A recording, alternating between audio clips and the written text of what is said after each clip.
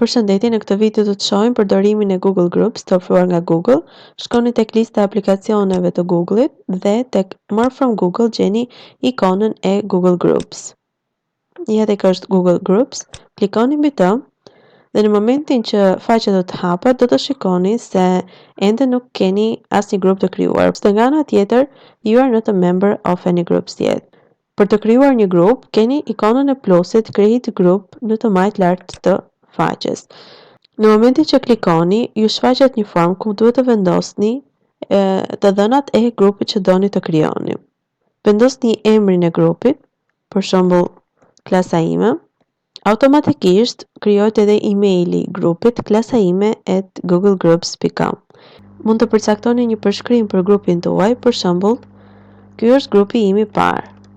Te forma e dytë që do t'ju shfaqet, ju keni mundësi që të vendosni specifikat e privatësisë së grupit tuaj. Pra, mund të caktoni se kush mund të bëhet join në grup, pra mund të bëhen vetëm persona që ju keni ftuar apo çdo kush. Ju mund të përcaktoni se kush mund të shikojë bisedat tuaja dhe kush mund të postojë në to. Klikoni next dhe kaloni tek forma e fundit, në të cilën mund të shtoni anëtarët e grupit. Për të shtuar një anëtar grupi, mjafton që të vendosni emailin e tyre, supozojmë, dhe vendosni edhe një mesazh ftesë, për shembull, bëhu pjesë e grupit. Klikoni create group, I'm not a robot, për të verifikuar që jeni një person real që po e krijoni këtë grupin. Klikoni create group përsëri dhe tashmë grupi juaj sapo është i krijuar.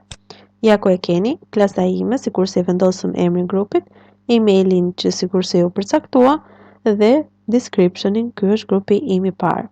Çfarë mund të bëni te ky grup? Patjetër që mund të komunikoni me anëtarët e tjerë të grupit. Klikoni tek grupi dhe bëni start conversation. Përcaktoni subjektin, për shembull, tik, supozojmë se do të jetë një bisedë që ka lidhje me lëndën e tikut, dhe mund të vendosni më pas mesazhin tuaj. Pasi keni përfunduar me mesazhin, bëni post message. Tashmë mesazhi juaj sapo është dërguar.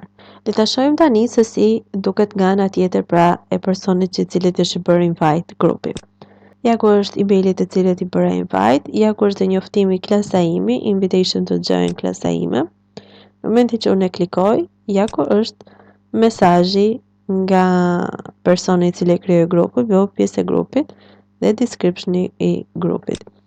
Në mënyrë që të bëheni pjesë, klikohet accept this invitation. Pasi e keni bërë këtë gjë, atëherë ju del mesazhi successfully join the group.